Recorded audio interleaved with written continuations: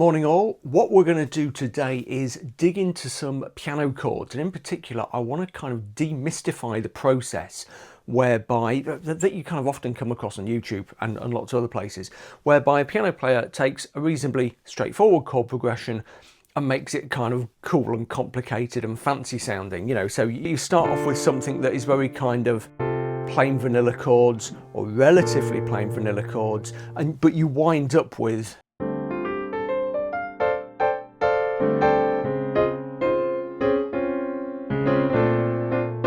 And what we're going to do today is just take a really quite straightforward chord progression, like I said, and just try to make it cooler. And what I'm going to do is kind of walk you through exactly what I'm doing to do that step by step. Now, in the high-tech spirit for which the channel is famous, I've written out our basic chord progression. We're in the key of D minor.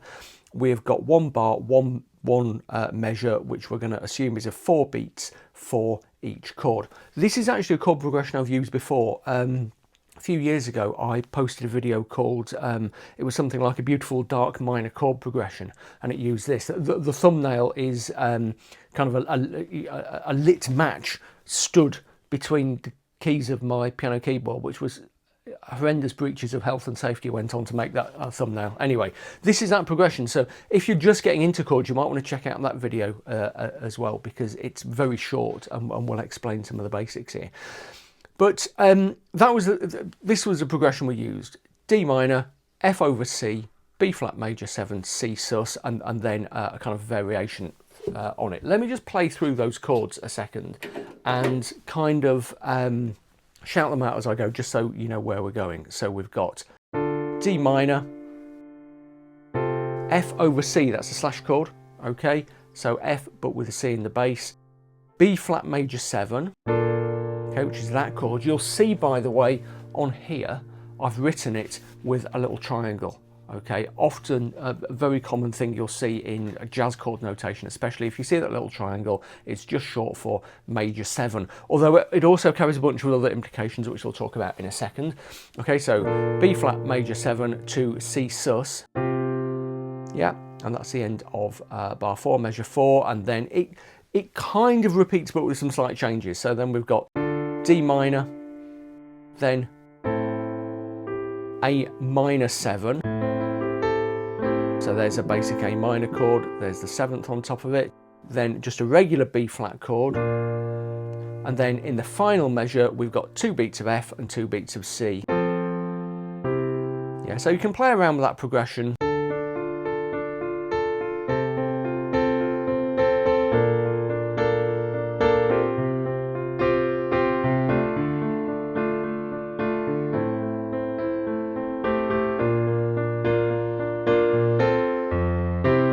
Okay, using just some quite basic techniques there, breaking up the chords, using a bit of rhythmic anticipation to give it a bit of a poppy feel, in fact, there.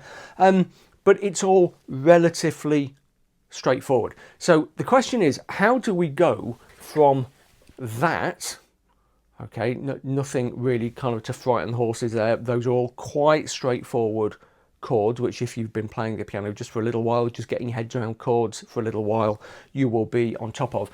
How do you get from that to something that sounds more like this?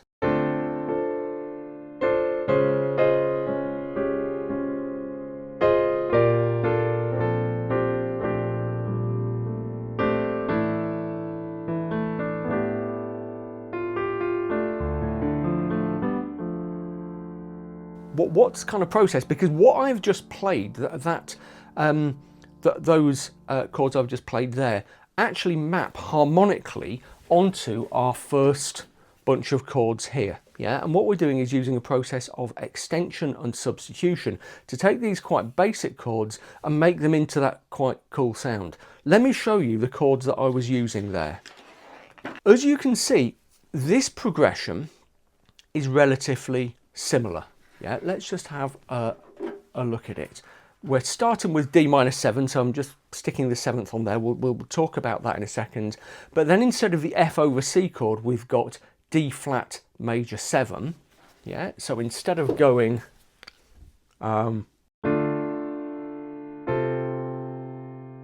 instead we've got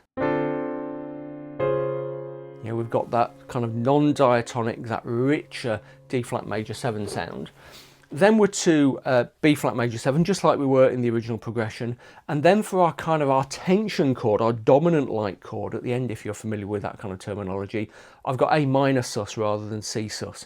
So a sus chord, sometimes called a sus4 chord, is where you take a basic chord. There's our basic A minor chord, and we miss out the thirds, and instead we play the fourth note of the chord. So there is our A minor sus chord. And we're going to play about with that in various ways, but that's basically all it is.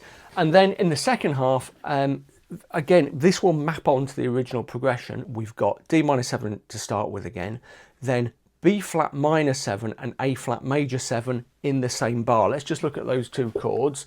So there's our B flat minor 7 and there's our A flat major 7. But look what I've done here. I have split up the beats. So I've indicated 3 beats under B flat minor 7 and 1 beat under A flat major 7. So that's the A flat major 7 is kind of a passing chord to take us down to the G minor 7. Really, really common technique in lots of kind of soul, jazz, funk. We're doing B flat minor 7, using the A flat major 7 as passing chord, take us to G minor 7. Yeah? And then finishing at the end of the progression with A minor sus again, okay, which has a dominant effect. Yeah, it wants to take us back to basic D minor chord, or D minor 7, or whatever we're using. Now, look what I've put at the bottom here, 2 bars for 1. What I'm actually going to be doing when I'm playing around with this is playing where I've written 2 measures. I'm 1 measure, I'm going to put 2 measures in, so I'm going to have 2 bars. 2 bars of D minor 7, 2 bars of D flat major 7, 2 bars of B flat major 7, and so on. I've just sort of done it in the same way as the original, so you can see how it maps. And also, I'm not covering a piece of paper with chords. But what I'll do when I put some subtitles in, I'll make sure it's properly divided up. I'll just put a little reminder for myself here. Now, 2 bars for 1. Now, just some stuff I want to talk about. If I take this basic chord progression and I think, right, I'm playing it in a kind of jazzy, bluesy, funky, cocktaily, whatever kind of style, whatever you want to call it, I'm not necessarily just playing a D minor 7 chord, for example, at the start. You know, I might use that chord, okay, which is actually D minor 11. Just a very quick thing, by the way, if you're enjoying this kind of stuff, I've got quite a few products that you might like, especially my piano packs, which are really popular. There are 6 of them. PDF files with lots of exercises and fun things to do in them, original pieces to learn, practice techniques, practice schedules, different ideas, each one with an accompanying walkthrough video. If you head over to billspianopages.com/piano packs, I think that's the address, I'll put it down below anyway. You can find out about those. If you sign up to my Patreon over at patreon.com/BillHilton, you get complimentary access to the piano packs, plus you get access to everything I do on Patreon. So lots of original articles, podcast episodes, original material to work on, lots of exercises for people to do. We have great chat. I've got a Discord server that I use with my Patreon, so check that out as well. So maybe just look at the piano packs or some of my other books. I'll put all the links below, which I think you'll like. But if you do want to sign up to Patreon, like I said, you get the piano packs entirely free as part of your sign up process. It doesn't cost very much to sign up to Patreon, plus lots of other things. So check out all of those links down in the description text down below. Okay, there's our D minor 7, there's a D minor 9, there's our D minor 11 chord. Let's just think about how those extensions work for a minute. When you're extending any chord, what you do is run up it in thirds. Okay, so there is our basic D minor chord. And the way to work it out is to figure out, or look it up if you don't know it, the scale of the underlying chord. Okay, whatever key you happen to be working, figure out the scale that the chord is based on and go up it in thirds. Okay, and that's as simple as counting 1, 2, 3 up the scale. Yes, starting on the note, including the note that you start on. Okay, so there's D minor. Scale of D minor, we'll talk about more in a second, is all the white notes between 2 Ds but with a B flat. That's the natural minor scale. Sometimes you'll come across what's called the harmonic minor scale, which is a bit different, but we don't need to know that for today. So I'm going to make my D minor 7 just by going up to C. I've gone 1, 2, 3. Remember, I'm counting the note that I start on. I can make D minor 9 by doing the same thing, 1, 2, 3. And then D minor 11. Okay, so there is our D minor 11 chord. And if I play something like that, it's perfectly legit to call it a D minor 11 chord. There are some notes missing, okay? So the full D minor 11 chord has got an F and an E in it, which, if you look at that, I'm not playing, okay? But it's perfectly legit to do that. If the A wasn't there, you could call it a kind of D minor sus or something like that, but that would usually get labelled D minor 11. So I'm not just playing the chords that I've got written on my elegant bit of paper, okay? It says D minor 7, but I'm feeling free to extend past that point. The same thing goes with all of the sevenths, whether it's a major seventh or a minor seventh. I'm happy to go past and put further extensions on. So what I might do here, and this is kind of 90% of the sound that we're aiming for here, is really play about with the extensions on my chords. Okay, let's have a look at that. That would be, that is D flat major 9 or major 7 if you want to call it, with a sharp 11th. Okay, we're going to come back to the sharp 11th in a minute because it's really helpful for us. There we go. And there we are onto our B flat major 7 chord, except I've played it as it's kind of a B flat major 9. Yeah. Now it's really important to say, and I'm going to say more about this in a minute or two. It's really important to say that I'm not saying to myself, "Aha! Next I will play a B flat major 9. Next I will play a B flat, a D flat major 7 or 9 with a sharp 11th or whatever." That is not how it works. I know which notes are available to me because I kind of know the underlying scales that I'm thinking about, which we'll come onto shortly. But I'm not kind of planning in advance. I'm just basically mashing selections of notes together that I know will work. But let's come on to that in a second. First of all, let's just talk very briefly about how I've chosen to come up with these chords. Okay, so D minor 7 to D flat major 7, and that's instead of the F over C. So let's take a look at what I've actually done there. I've started with my D minor 7 or D minor 9 or 11 or whatever I happen to be playing, and then instead of going to F over C, F with a C in the bass as I did in the original progression, I've put in this D flat major 7. Why have I done that? Because on the face of it, it's a very different chord. Okay, when I'm choosing to do that, there are a few things at work. First of all, I'm thinking about the overall kind of style that I'm after, the overall musical style, and I know that that kind of chord in this kind of style that I'm after, I know it's very kind of idiomatic, it kind of fits, yeah? So I know that chord is going to work, so that is going to sound okay. Functionally, it will work in the chord progression. It will do the same job in the chord progression as the F over C chord did, even though it's very different. This is a really important thing to understand, but often chords that are very apparently dissimilar from one another can actually do the same job. Let's look at how that's working. In the original chord progression, we had a D minor chord here and a B flat chord here, okay? And what that chord in the middle did was link the two, yeah? The job of the B flat chord when we get to here is to resolve as naturally to our dominant type chord. That is a 5 type chord there. I don't know if you can see that, but that's our 5 chord ready to take us back to our 1 chord here, okay? And this B flat major 7 has what we would call a subdominant or a predominant function. Its job is to take us to this 5 chord, okay? So all we need between here and here to get us ultimately to here is some sort of chord that will neatly link those two. And instead of F over C, I've gone for the D flat major 7, which on the face of it, you might think, oh, that's very different. So there's our F over C chord. Let's look at our D flat major 7. We've actually still got 2 of the original notes of the F over C chord. So we've not gone quite as far as we thought. It's not like we've gone out to, E major 7, which would be really way out. Instead of that, we're playing that. And it also flows down nicely from the original chord in the same from the 1 chord from the D minor 7 in the same way that the original chord did in the original progression. So in the basic progression, we went D minor to F over C, F with a C in the bass.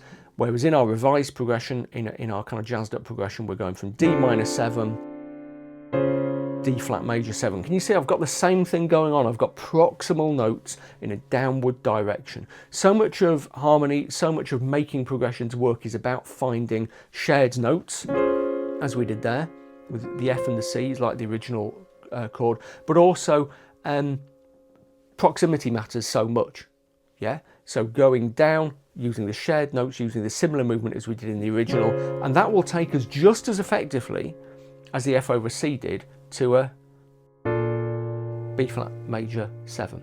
Okay, we've got, yes, it's true, we've kind of gone out of key. We're using notes which aren't in the scale of D minor,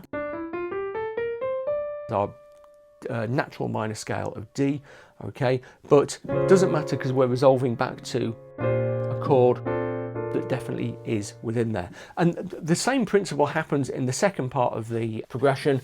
In the original, I think it went from D minor to A minor 7, so it was D minor, and then it went to that chord. Well, if you look at A minor 7, okay, there aren't many shared notes, but equally, there's our A minor 7 chord. Our B flat minor 7 it's very close to it. It is chromatically very close. If you've seen any of my videos on like chromatic mediant modulations and chromatic mediant harmonies, things like that, that is similar to what's going on there, okay? And we are traveling down by the A flat major 7 to the G minor 7, which what was the original chord? What was the original chord? It was another B flat. Okay, so B flat and G minor 7 are actually very similar chords. There's a B flat chord, there's a G minor 7 chord. So this chord actually hasn't been changed much at all from the original. It's just a slightly richer sound. Functionally, it's the same. It takes us once again to this A minor sus chord, which is a 5 chord, which takes us all the way back to the 1 chord, the tonic chord at the start. Let me just talk about the A minor sus chord. In the original, I was using a C sus. I went for an A minor sus here because it's slightly darker sound, but it does exactly the same thing, okay? Okay, it gives us some tension, which resolves nicely back to a D minor. Now, typically what you would do, I mean, it's really, that is not a standard 5 chord in the key of D minor, to have a sus there. It's a chord built off the 5th note of the scale, but it's not a standard 5 chord. Typically what you would do in D minor is to borrow from the harmonic minor scale, which has a C sharp in it, and play A or A7 for a very sort of portentous. Okay, that is the kind of the classical way of resolving back to the tonic in a minor key. But here I've used the A minor sus, and you can do some lovely voicings with that. One of my favourites is, okay, so there I've actually extended it. I've dropped the B in as well. But look at that, we've got a G shape in the right and an A in the left. Really nice. So sus chords can be extended, and extending that sus chord, I would probably, from the top of the chord in its root position, just go up thirds, okay, as if I was extending a normal chord for G and B, yeah? Really lovely, rich sound there. The only note I would avoid in that chord is the C, which is the third of the regular A minor chord. Not because it would sound terrible, but just because it would lose the sus chord kind of intensity, yeah? Okay, so what you can do with this stuff, say, you know, you've got a progression like this, or you've taken a progression of your own and messed around with it in some way, let me say, absolutely do that, yeah? Don't worry about rules, just take any chord progression you want and just try changing some of the chords in it using some of the principles I've talked about and see what happens, yeah? And the number one rule about whether it's right or wrong is your ear. Does it sound right or not, okay? Again and again and again I say this, and sometimes I think people never believe me, but all the kind of theory stuff it's always post-match analysis. When we're playing, we think about that stuff afterwards. It explains how it works, but it's not necessarily always a recipe for coming up with what works. Often a more efficient and a more satisfying way of coming up with new ideas is just to play around on the keyboard and see what sounds nice. So take your D minor chord, D minor 7. Oh, you know, instead of F over C, what chord will I play next? What about a B7? Oh no, 7 doesn't quite work. What about an A flat 7? A flat major 7. Oh yeah, that could go somewhere, and kind of take it from there. You use that kind of experimentation and judge with the ear. But let's say for now that you're just working with this progression. What can you do with it? Well, in the first instance, what I would do is not worry too much about timing. Yeah, I would just play around with the chord progression in a very free and easy way. If you've seen any of my stuff on cocktail piano, this will ring bells, yeah? But literally just taking, maybe not even worrying about further extensions, but just kind of taking the chords as they're written. D minor 7. Playing around with voicings and inversions in a very kind of lazy way. To D flat major 7. There it is. Nice and crunchy next to each other there. D flat major 7 to B flat major 7. Voice that one a bit differently.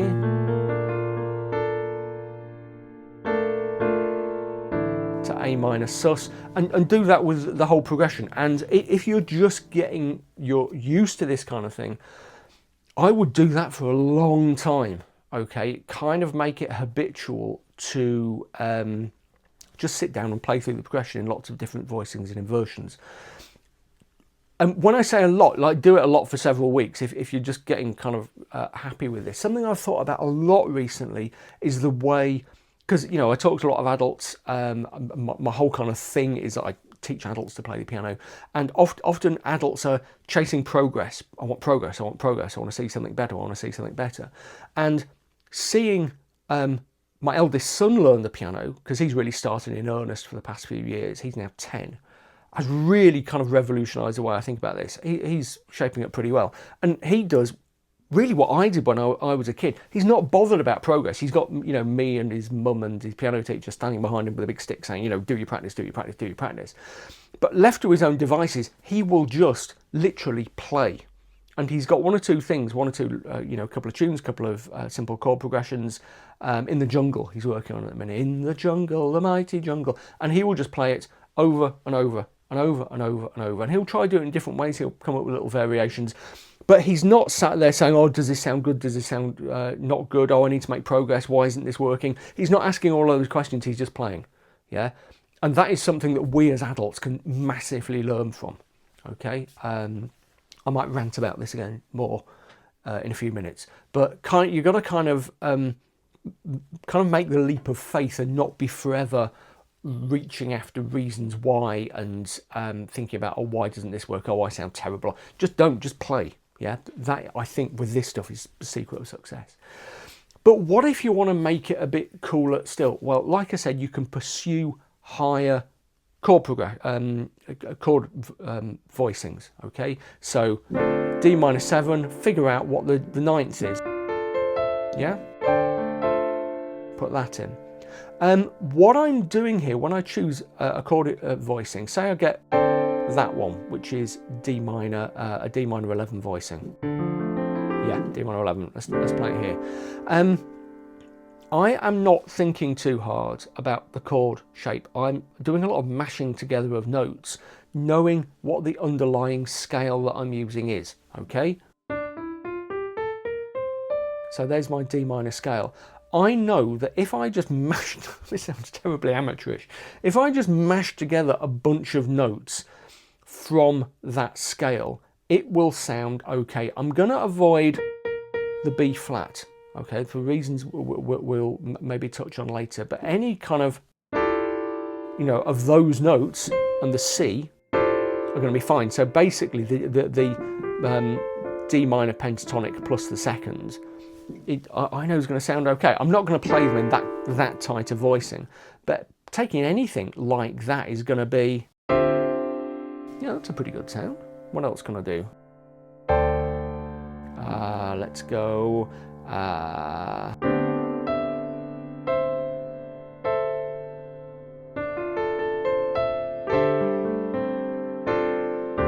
And all of those function quite adequately. They work as D minor chords. The thing I'm not doing very much on the D minor is moving the bass note around. So I'm going to stay pretty heavily tied to that D in the left hand that really assert that. Because if I put an F in the left hand, suddenly I've got a chord of F major, and that's not necessarily a problem, but it kind of changes the character of the chord progression. Then, but you might say next, well, okay, what am I going to do when I get to that D flat major 7 chord? Okay, if I play my, you know, a D flat major 7 shell chord, the root and the 7th in the bass, I can't just mash together notes from the D minor scale. Okay, well, I could do. It would be pretty out there, but I could. But you know, I want a sound that fits better with that. What am I going to do there? Right, I'm always really careful about getting improvisers to think in terms of scales. Yeah, or you know, use this scale, use this mode, because that promotes a very kind of vertical way of thinking about improvisation. Right, I'm playing this chord, therefore I can play G Mixolydian. Playing this chord, therefore I should play, you know, C altered or whatever. And I think it's come from guitar playing. Basically, it's that kind of mentality, because often when you're playing the guitar, you can take a pattern that plays a particular scale and just move it up and down the frets. Yeah, it doesn't work on the piano.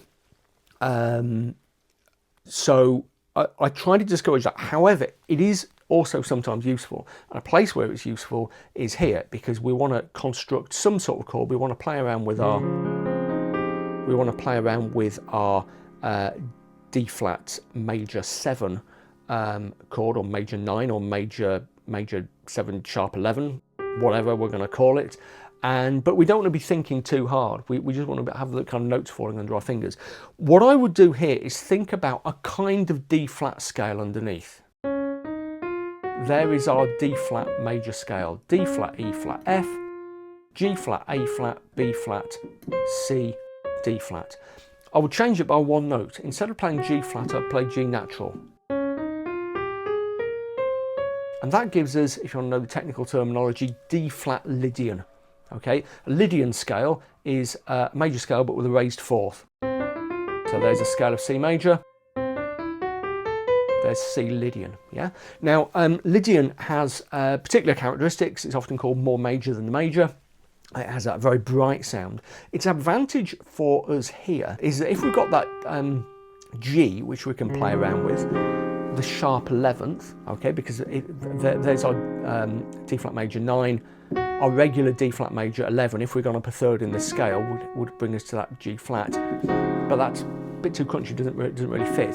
So we play the sharp 11th, put the G in there. That gives us just a little another point of contact with the home key. Okay, so if we were to go,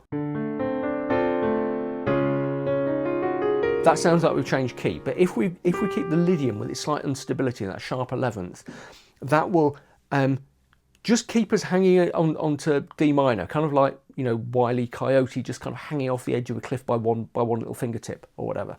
So we can construct chords from that. That gives us lovely proximity to our next chord. Some kind of B flat chord. I've got a B flat major 13 voicing there.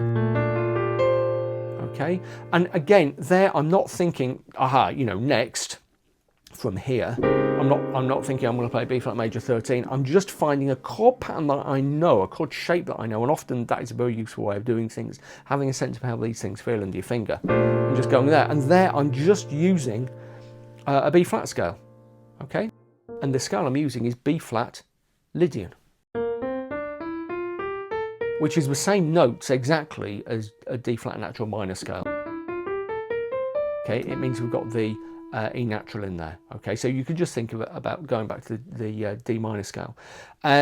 So that's quite cool. And something I often like to do here is to get that E in, get that what is the sharp 13th, sharp 11th in the B flat chord.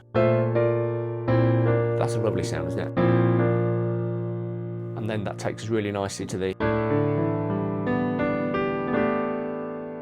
yeah. So a lot of what you could do is just learn the progression, play through the progression lots and lots of times, and gradually begin to extend outwards, thinking about the underlying scales. Something you might find, by the way, when you get to this bit, you might find yourself doing a lot of stuff that overlaps with the D flat chord, and that's not really a big deal. Okay, something I find myself doing there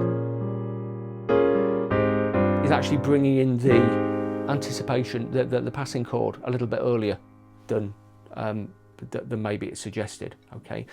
If you want to get into melodic improvisation, great. There's all sorts of stuff you can do here. Let me just do something quickly and show you the kind of thing I do.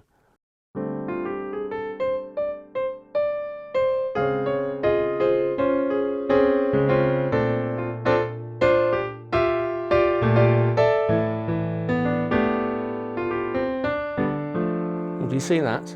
I'm going to come back to that in a second.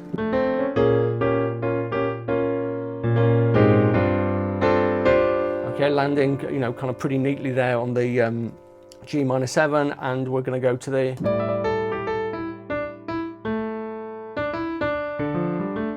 Did you notice on the A minor sus chord there, I was kind of playing around quite a lot.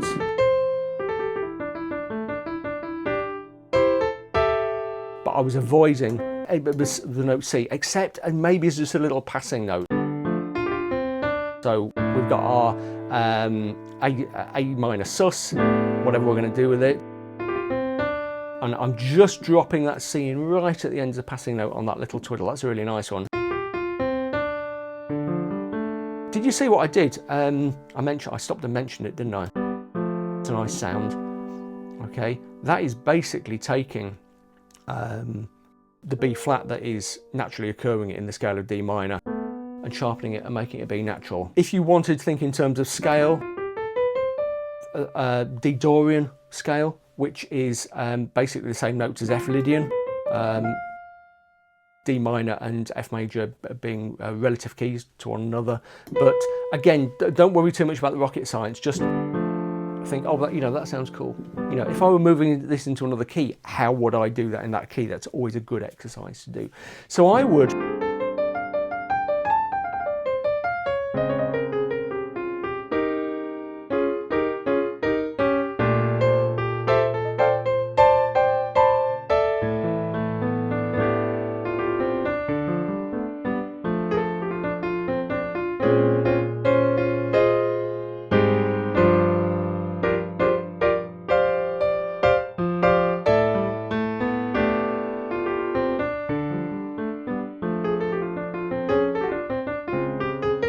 just kind of play around with it. I'm not saying you're going to get to that level of sophistication, you know, not that I'm the greatest guy at the world at this by any means, but I'm not saying you're going to get to that level of sophistication particularly quickly.